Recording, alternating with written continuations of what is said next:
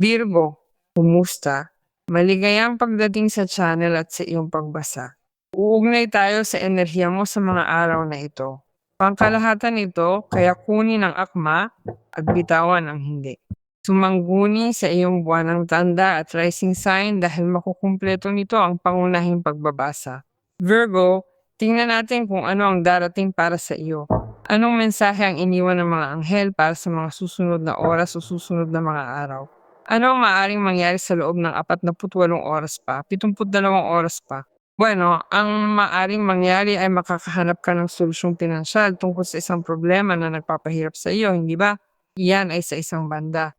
May mga dahilan din para maging masaya dahil maaaring magkaroon ng isang napakagandang pagkakataon para makapasok ka sa diwa ng pagdiriwang, maging ito man ay dahil sa isang alok, particular na dumating sa pintuan ng iyong bahay, o sa iyong trabaho kung saan ka karaniwang naroroon na tila ikaw rin ang tagapagdala ng mahuhusay na balita tungkol sa isang tagumpay at ipagdiriwang ito sa iyong malapit na paligid. Mayroong okasyon, ibig sabihin, may nangyayaring nagbubukas ng posibilidad para sa isang pagdiriwang at maaari itong ituring ninyo bilang isang malaking gantimpala pagkatapos ng matagal na pagtatrabaho. Nararamdaman ko na kayo rin ay lumalaya mula sa mga problema at hindi komportableng sitwasyon dahil mayroon kang King of Coins. Ang haplos ng King Midas ay nakatuon sa inyong enerhiya, sa inyong tahanan, sa inyong trabaho, sa inyong buhay mismo. At ginagawa nitong posible na ang lahat ng mga planong nasa kamay mo, pati na ang mga posibleng darating para magkatotoo, ibig sabihin, para magtagumpay ka ay matapos bilang matagumpay at masagana. Sa katunayan, ang isang bagay na matagal mo nang pinagtatrabahuhan ay magtatapos sa tagumpay at ituturing itong isang gantimpalang karapat dapat ipagdiwang. Garantisado ang tagumpay sa trabaho, sa propesyon, at pati na rin sa bulsa ni Virgo. Sinasabi nito sa akin na ginagamit mo ang pera ng may matinding kaayusan, estruktura at katinuan. Sa makatwid, gagawa ka ng matatalinong pamumuhunan at tutuparin ang mga pangarap ng payapa. Ibig sabihin sa paano man ay binibigay mo rin sa iyong sarili ang mga gusto mo tungkol sa mga bagay na nais mong magkaroon, hindi ba? Sa material na antas, ibig sabihin ang pagpapalit ng sasakyan, pag-aayos ng isang bagay na mahalaga para sa iyo. Hindi ko alam, ang paglipat sa isang mas magandang lugar. Ibig sabihin ang paghawak ng perang pamamahalaan mo para sa anumang uri ng gantimpala o personal na balik na karapat dapat sa iyo sa mabuting paraan. Maari ring nasa tabi mo ka o umaasa sa suporta ng isang taong maaring umaalalay o sumusuporta sa iyo sa sandaling ito para sa isang mahalagang bagay na nais mong gawin. Isa siyang mahusay na tagapagtustos at isa siyang taong mapagbigay. Kaya maari mong makuha ang suportang iyon o ang tulong ng taong iyon at nagbibigay rin iyon sa iyo ng malaking kakayahan at seguridad. Mayroon kang Page of Coins. Ang Page of Coins ay isang card ng pagtubo, pagkatuto, at paglawak. At syempre, nagdadala rin ito ng mga solusyong pinansyal. Sumusulpot ang isang pagkakataong hindi dapat palampasin, napakatukso, at napakaayon sa isang bagay na nais mong makuha at marahil ay mamumuhunan ka rin ng pera. Kung may alok sa iyo ng isang bagay sa sandaling ito kung saan handa ka dahil gusto mo itong gawin, dahil may oras ka, dahil may lakas ka, at mayroon kang mas maraming posibilidad sa ekonomiya. Kaya nakikita mo itong napakaangkop at napapanahon na makibahagi sa inialok nila sa iyo. Ibinabalik mo ang isang kapangyarihang panlipunan o pang-ekonomiya na mayroon ka noon at dahil sa mga pangyayari sa buhay ay nawala sa iyo.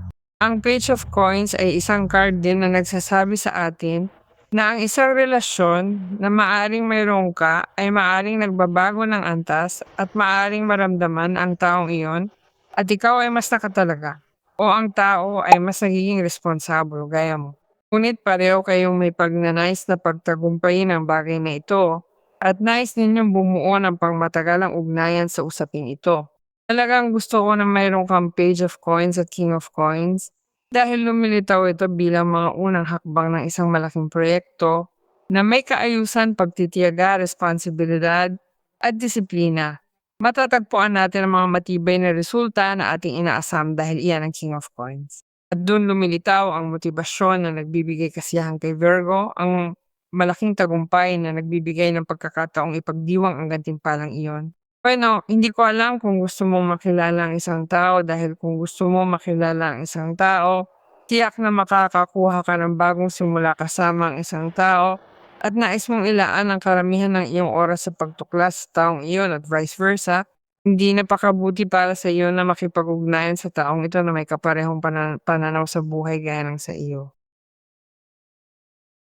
Handa silang magkaroon ng malusog na paglago sa ugnayan, maramdaman ang pagnanais na lumago ng magkasama. Napakahalaga ng pakikialam ng taong ito sa inyong buhay at higit sa lahat kung siya ay isang taong makakatrabaho mo, hindi dahil interesado ka sa kanya ng emosyonal, kundi dahil siya ay isang taong handang sumubok, mag-eksperimento at sumuporta sa proseso ng anumang binubuo o ginagawa ninyo. Ano man ang mangyari, ang mataas na posibilidad para lumago sa isang hinaharap na ibinabahagi sa taong ito ay masyadong mataas dahil natatapos ninyong isagawa ang mga kilos, natatapos ninyong ibahagi ang oras, enerhiya, pera, kaalaman at damdamin. Anuman, ipinapakita ang barahan ng hari ng mga barya, buweno 3 baraha ang lumabas dito, 5 ng mga barya.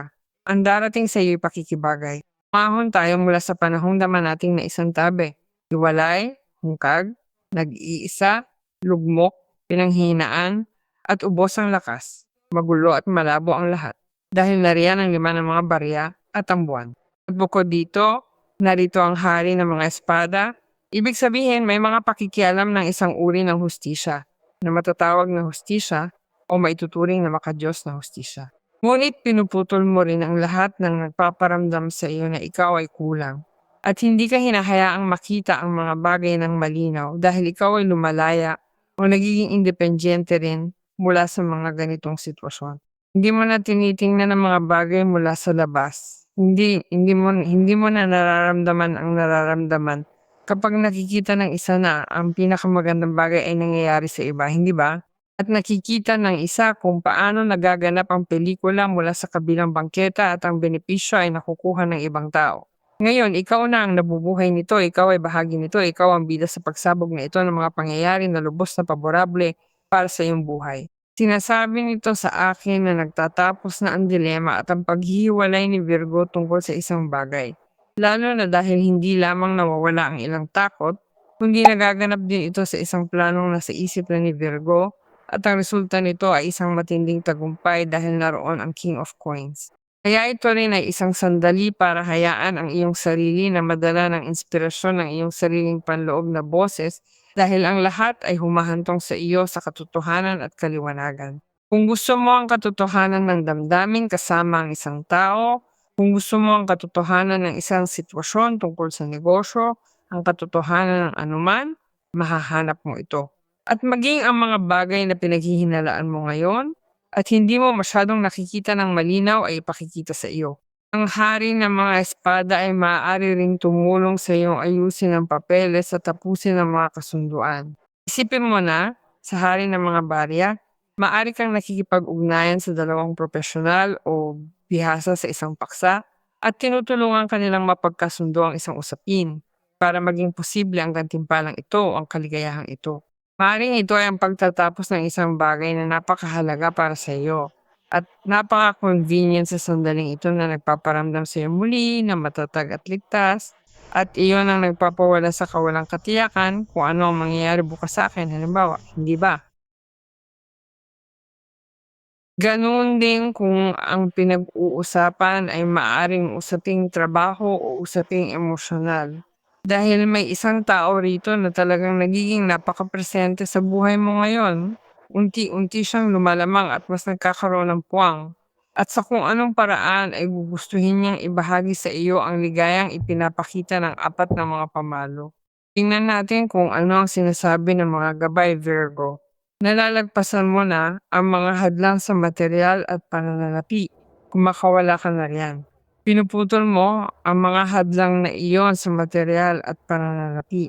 Maging iyong matagal mo na sinusubukang ayusin o ihanay sa kung anong paraan sa napakahabang panahon.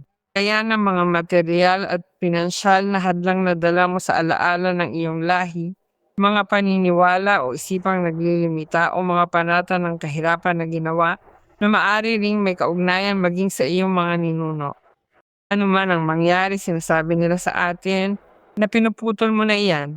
Ang iyong mga gabay ay nagsasabi sa iyo sa paanuman na nakita nila ang iyong pigati, nakita nila ang iyong sakit, at hinihiling nila sa iyo na magtiwala dahil ang kaligayahan ay naroon. Nasabi ko na sa iyo, sinasabi nito, ang pagtatagpo ay naroon, ang lahat ay naroon, handa at nakahanda ka na. Ito ay nasa tapat na ng pintuan para sa iyo. May mabubuo at dala ito ng pahina ng mga barya. Sinasabi nito, sa loob ng 9 na araw, hinihiling ng mga gabay mo na maghintay ka muna, pero tandaan mong karapat dapat ka rito at karapat dapat din itong hintayin. Iyon ang sandali kung kailan makukuha mo ang positibong sagot sa iyong tanong. At sinabi ko sa iyo, dahil mayroong isang bagay na direktang nililinaw para sa iyo. Sinasabi nito, kailangan mo ring maunawaan na malapit na ring matapos ang harang at pagkaantala. Malapit na, sabi nito. Makakangiti ka na.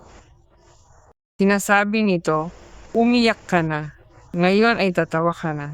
Sinasabi nito, kahit man lang 3 mahahalagang balita ang darating bago mangyari ito ng tuluyan. Lahat ng hinihintay mo ay malapit nang dumating, kaya magtiwala ka at ipahayag mo ito dahil ito ang parating para sa iyo. Kapag naalis mo ito, lilitaw ang hari ng mga barya. Kung napapansin mo, magtitiwala tayo, Virgo, para mangyari ito.